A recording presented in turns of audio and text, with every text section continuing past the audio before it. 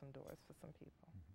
So do you consider yourself an African-American writer, or do you consider yourself a writer? Because this is a colorblind book, I think.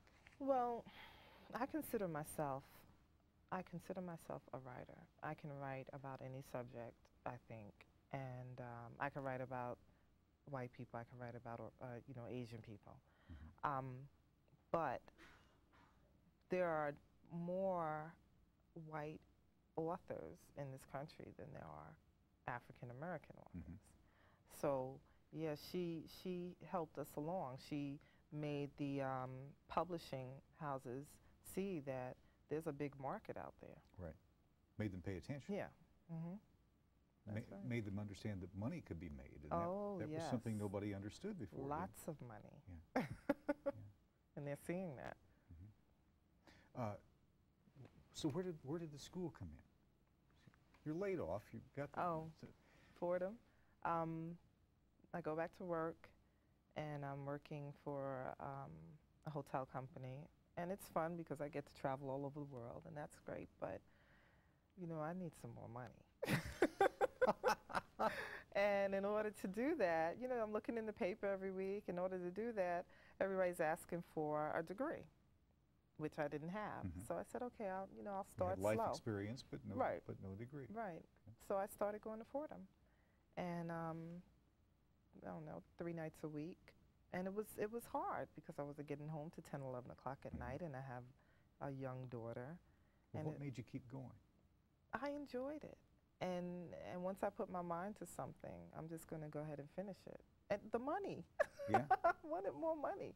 But all the courses I was taking really wasn't geared to anything but, I think, teaching. I probably could have used all that for teaching. But then I think, you know, as long as you have a degree, it doesn't matter what you have it in. They just want you to have that piece of paper. They just want to see that piece of paper Right. there. So the first book comes out. The first book comes out. And it's a hit. And there's the money. That's it.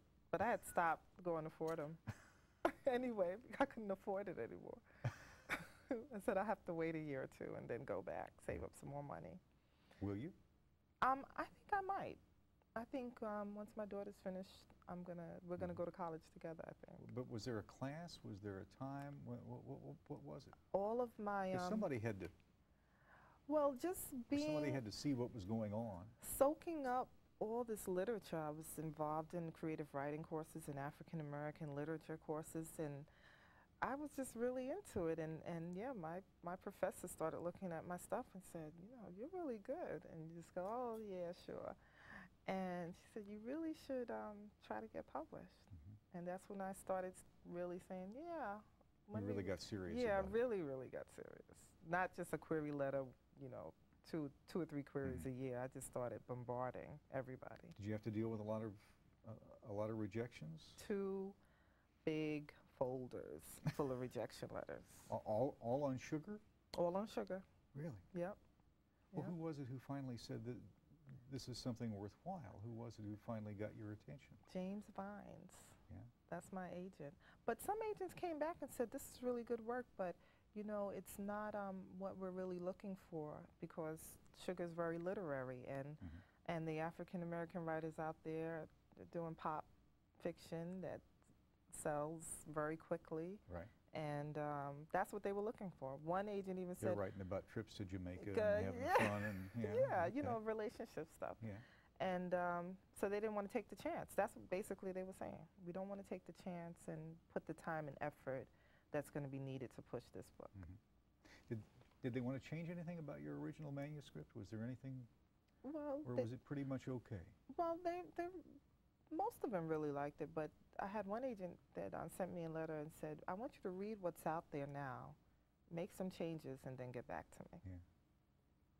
So I'm like, okay. Okay. So it gets out, it's a hit. There's the money. Well, some of the money. Some of the money. Not a whole lot of money, as we know. But does it make it tougher to write the next book? Is there a different kind of pressure then? It is. I was really stressed out when I was writing The Warmest December. Really? I felt under the knife. I felt like I was under the knife. And I finished it very quickly. I finished it in about 8 or 9 months. You felt like you were, what, obligated to please someone, obligated I to mean, please because readers who had discovered you first time around? exactly, and I didn't want to. Well, actually, I wondered, how am I going to measure up? How's the second book going to measure up to the success of the first book? So that's a lot of pressure. And I don't know, I had a lot of bad months. But these are dramatically different books, aren't they? And so what do the readers say? What do your... They say, they give me, on Amazon and Barnes & Nobles, they give me 5 stars and they say things like, utterly depressing but magnificent. Can you go a little easy on us next time? That's a great compliment. Utterly depressing but magnificent. So what will you change about the next book? I don't know. I mean, it's not really up to me. I'm halfway through it, and it's definitely not as dark as The Warmest December. But I think a lot of people are looking for this happy, happy ending for Sugar. And not everyone's, you know, life ends happily. I'm not at the end yet, so I don't know. So you don't know? I don't know. Just looking in the crystal ball here. I don't know yet. Just wondering. 2 more months. Is this the best time? Is this the best thing? You got through that second book hurdle. I'm more relaxed this time around. I don't want to say completely self-confident because I don't want to jinx myself. No. But relaxed and kind of used to it. It's like, this is my life now. You can sit down every day and do it, and it's okay. It's a treat to meet you. Thank you. Thanks.